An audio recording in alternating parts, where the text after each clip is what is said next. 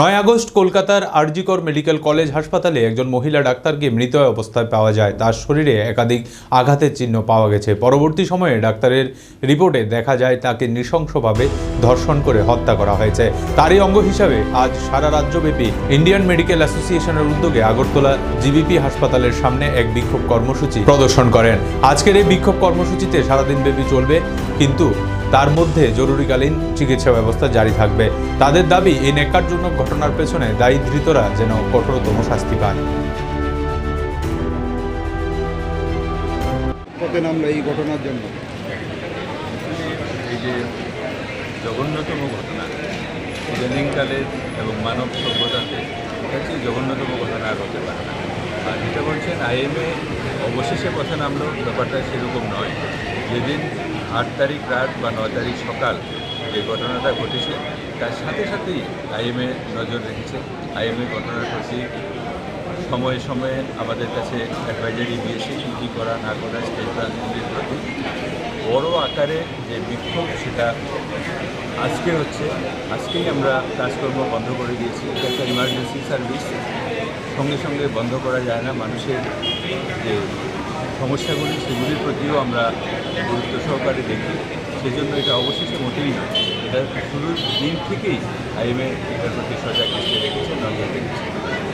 আর এই ধরনের ঘটনার নিন্দার কোনো ভাষা নেই। সবচেয়ে জঘন্যতম ঘটনা, আমরা সবাই একযোগে এই ঘটনার নিন্দা করি এবং এই ঘটনার যাতে প্রকৃত বিচার হয়, যারা প্রকৃত অর্থে দোষী তাদের যেন শাস্তি হয়, কাউকে যেন রেহাই দেওয়া না হয়, কাউকে বাঁচানোর কোনো প্রয়াস যাতে না হয়।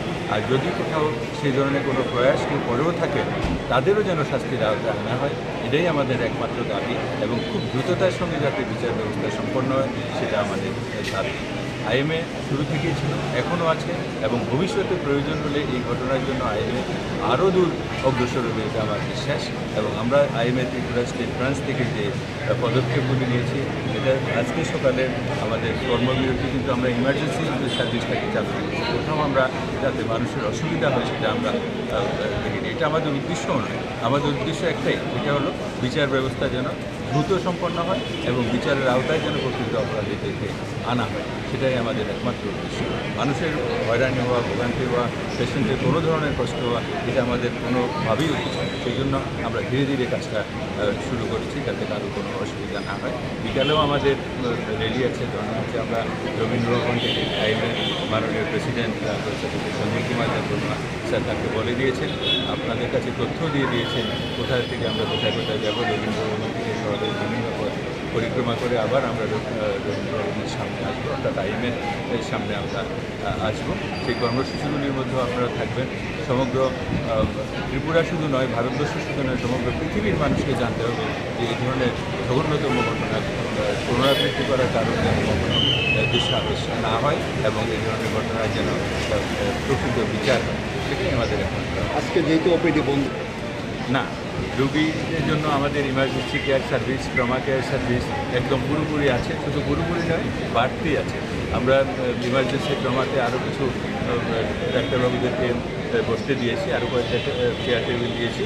আর রেজিস্ট্রেশন কাউন্টার যতগুলি আমাদের ওপিডির সময় চালু থাকতো, সমস্ত কাউন্টারগুলিকে আমরা ইমার্জেন্সি এবং ট্রমার রেজিস্ট্রেশন কাউন্টার হিসেবে এই মুহূর্তে ইউজ করছি এবং রেজিস্ট্রেশন ওখানে হয়ে যাবে এবং এখানে এসে যে কোনো পেশেন্ট দেখাতে পারবে।